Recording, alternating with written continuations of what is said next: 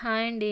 మేము ఈరోజు బస్సులో అయితే నర్సన్నపేటకి 50 కిలోమీటర్స్లో ఉన్న జగన్నాథపురం అయితే బయలుదేరాం. ఎందుకంటే మా చిన్నత్తయ్య గారు 7 వారాలు పూజ చేస్తున్నారు. అంటే అందరికీ తెలిసిందే కదండి, వెంకటేశ్వర స్వామి పూజ. ఆ ఊరైతే బస్సులు ఆటోస్ కన్నా మన ఓన్ వెహికల్స్లో వెళ్తే బెటర్. ఎందుకంటే కిలోమీటర్స్లో అయితే దగ్గరలాగే అనిపిస్తుంది, కానీ జర్నీ అయితే ఎక్కువ. అలాగే మేము వెళ్ళిన రోజు నైటే డెకరేషన్ క్లాత్ రెడీ చేసి పూజ దగ్గర అయితే సెట్ చేసేసారండి.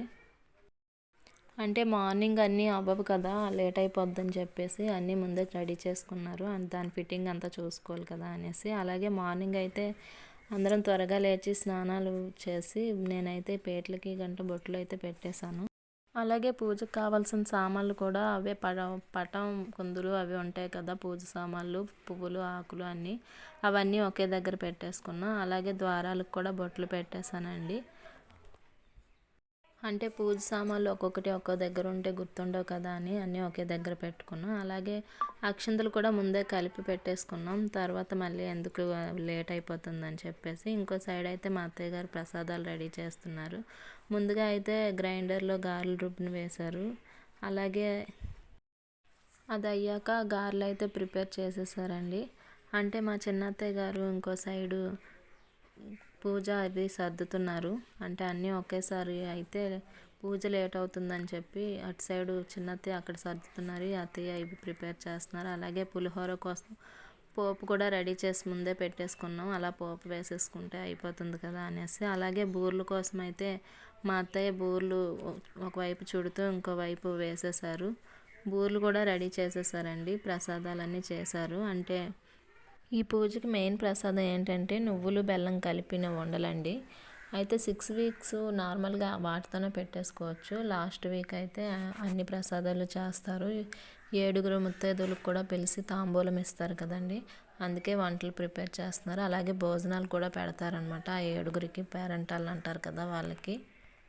అందుకే లాస్ట్ వీక్ కొంచెం హడావిడిగా ఉంటుందన్నమాట.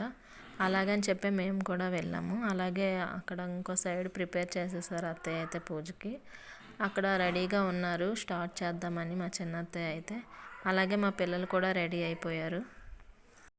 వాళ్ళకి పూజలు అంటే చాలా ఇంట్రెస్ట్ అండి. ఎందుకంటే అక్షంతలు వేయడం అంటే చాలా ఇష్టం వాళ్ళకి. అలా అని ప్రతి పూజకి బాగా అటెండ్ అవుతారు. ఇంట్రెస్ట్గా ఫస్ట్లోనే కూర్చుంటారు, కానీ చాలా అల్లరి పెడుతుంటారనమాట మధ్య మధ్యలో. అలాగే ఫలదానాల కోసం అయితే ముందే ప్రిపేర్ చేసి ఉంచేసుకున్నాము. అంటే వాళ్ళు వచ్చిన తర్వాత ఇస్తే కొంచెం లేట్ అవుతుందని అవి కూడా ముందే సర్దిపెట్టి ఉంచేసుకున్నాం అనమాట. అలాగే పూజ అయితే స్టార్ట్ చేసేసాము. మా చిన్నత్తయ్య గారే పూజ మొత్తం చదివారు. అలా మేము కూడా వింటూ ఉన్నాం. అగోండి మా పిల్లలు పూజ చేస్తున్నారు చాలా జాగ్రత్తగా అనమాట. అలాంటి వాటి కోసమే వాళ్ళు ఇంట్రెస్ట్గా ఉంటారు పూజలు అనేసి.